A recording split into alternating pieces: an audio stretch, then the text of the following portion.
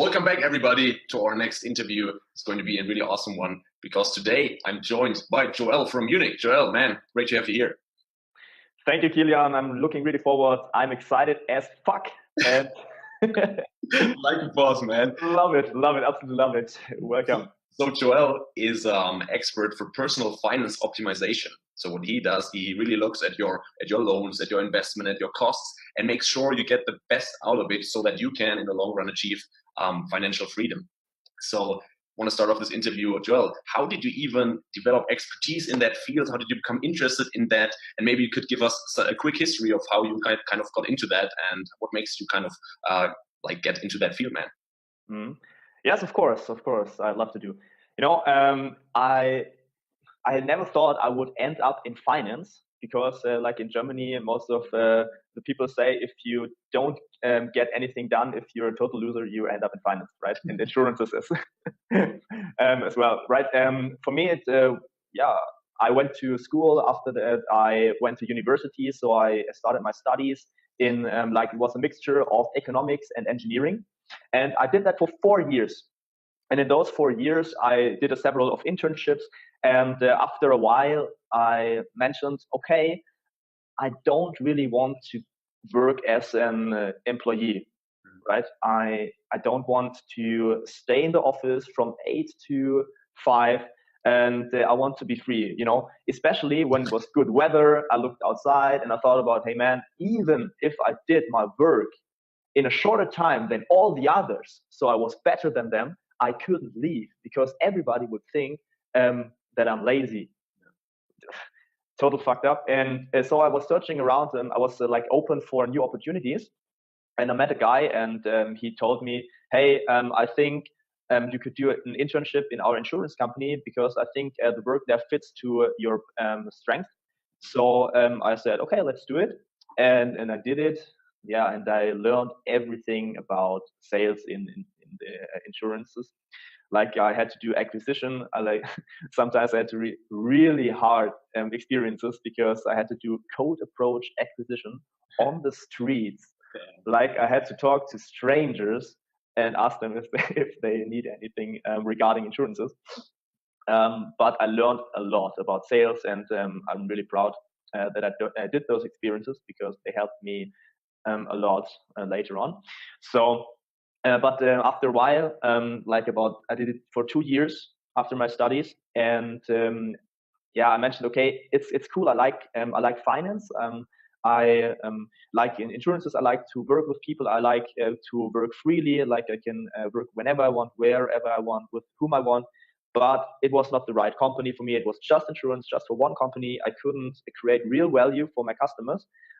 So again, I was searching for new opportunities, and I got to know some really called Finmix. And they said, okay, we want to create real value for our customers by saving them costs in the first place regarding insurances or electricity or loans or something like that. And on the other hand, we want to create a value regarding investment, that they make more out of their money. So I joined the company from the very beginning on. From the start, there was nothing. They just had this idea and I trusted them. And then we started. And it turned out to be a great success story. And then I started to read a lot of books about investing, about getting financially free.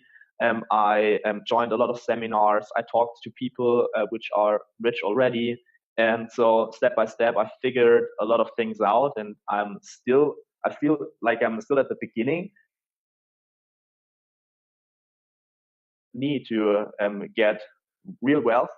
I figured it out and I used them. I tried it out and I think they work because I experienced it on my own.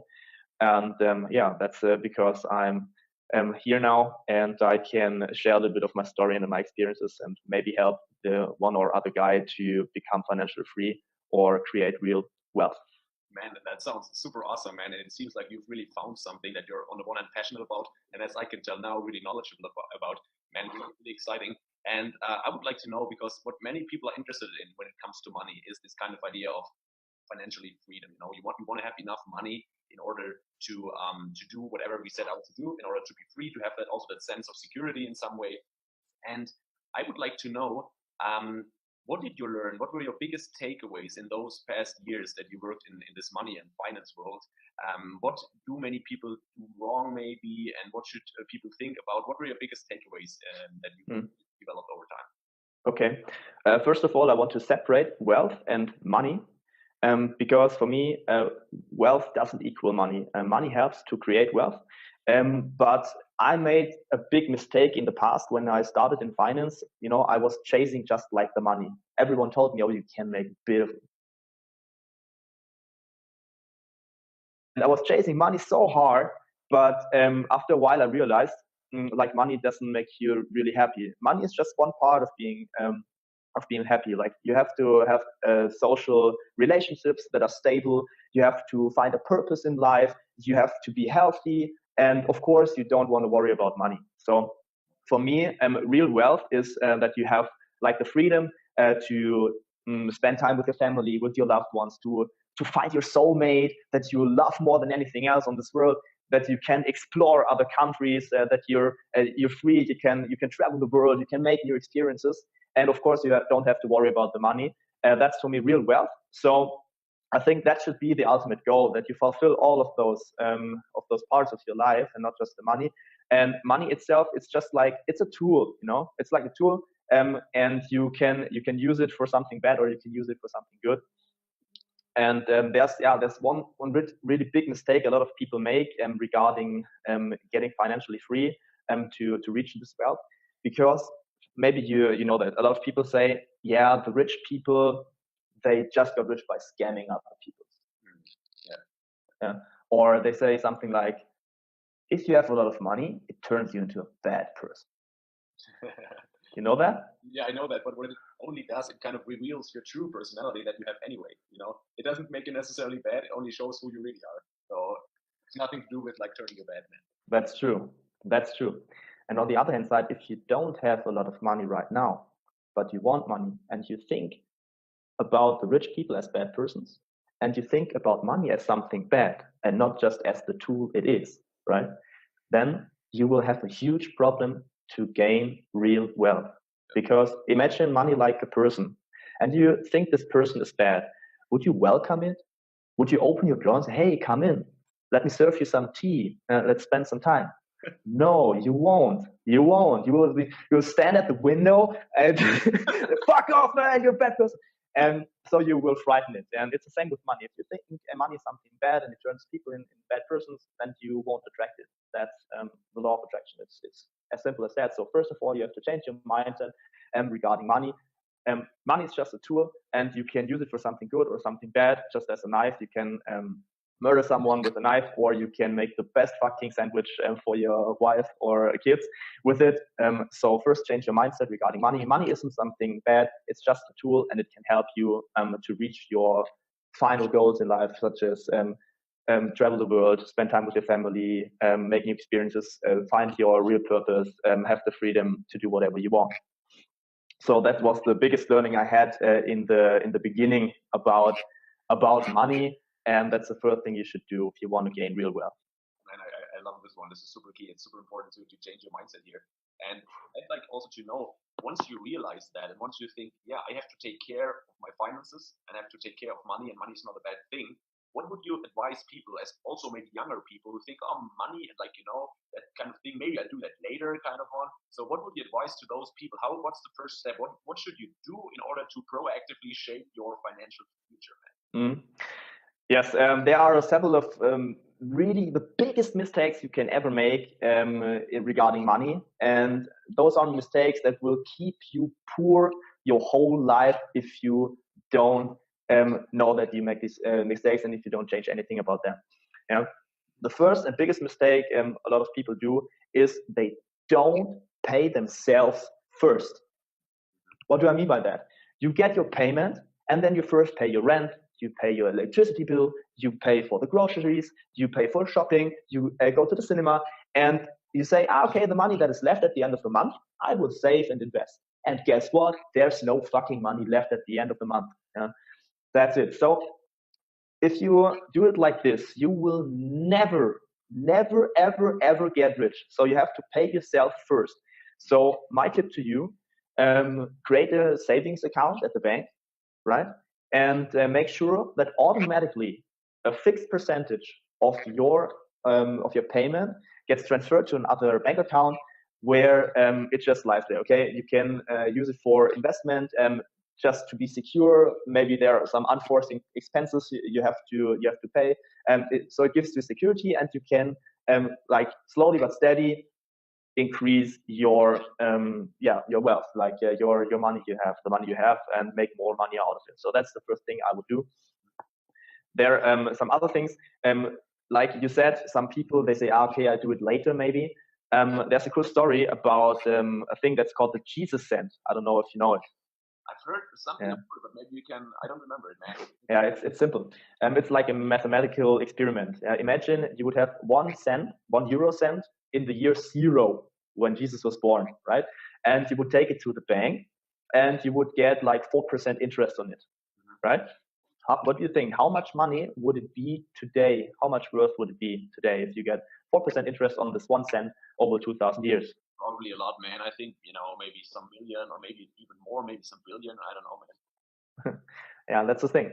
Most of the people, they cannot imagine how powerful the compound interest is, right? If you invest this cent with 4% interest over 2,000 years, you would get 250 Earth globes out of pure gold. Yeah, man. That's the worth you would create, right? And that's the power of the compound interest. And most of us, we don't know the principle, and we cannot really understand it because our brain thinks linear. But the compound interest, it goes like this, not linear. We cannot imagine the power behind it. And you have to know, if you're a young person today, time regarding money is your biggest friend. You can do so much over this long period of time. And the longer you wait, the time turns slowly but steady in your enemy. It will fight your financial freedom rather than support it. You know what I mean? So that's the second biggest tip. Start today. Change your mindset and pay yourself first. Start today.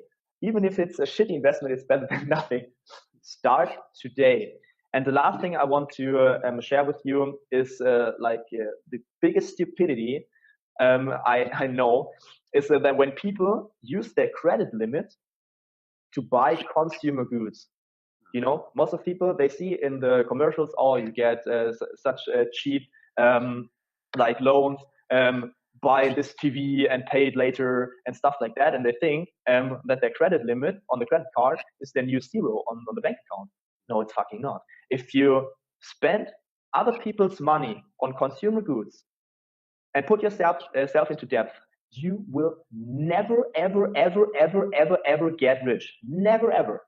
So that's the last thing I want to mention here. Never, never, ever. It's so important. I can't just repeat it 100 times. Never use your credit card. Never use a credit to buy consumer goods, because that will keep you poor for sure.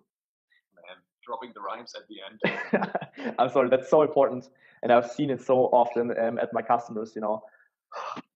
So when I have to sum it up, change your mindset regarding money. Money is something good. If you use it right, it can help you to reach your goals. Pay yourself first. Do it now, not tomorrow, not next week. Do it now. Go to your bank and create a new account where you save money. Start investing now. Search yourself a good investment manager or some consultant that can help you. And never go in debt for consumer goods. Never, ever. Man, I love it. You summarized it so amazingly well. And I think this kind of sets us up for kind of future videos about more details. But these are really the key foundations, man. Really amazing. Thanks for sharing them. For all of you joining, if you have further questions about this topic, let us know below in the comments about financial freedom, about personal finance, and about so on. Joel will definitely join us for future seminars and will share more of his amazing knowledge. So stay tuned to that. And until then, Joel, thank you for being here, and it was a pleasure, man. It was a pleasure. Thank you as well. Have a nice day, and stay healthy, stay humble, Stay awesome. I love you all. Please, guys, see you at the next interview. Bye bye. Bye bye.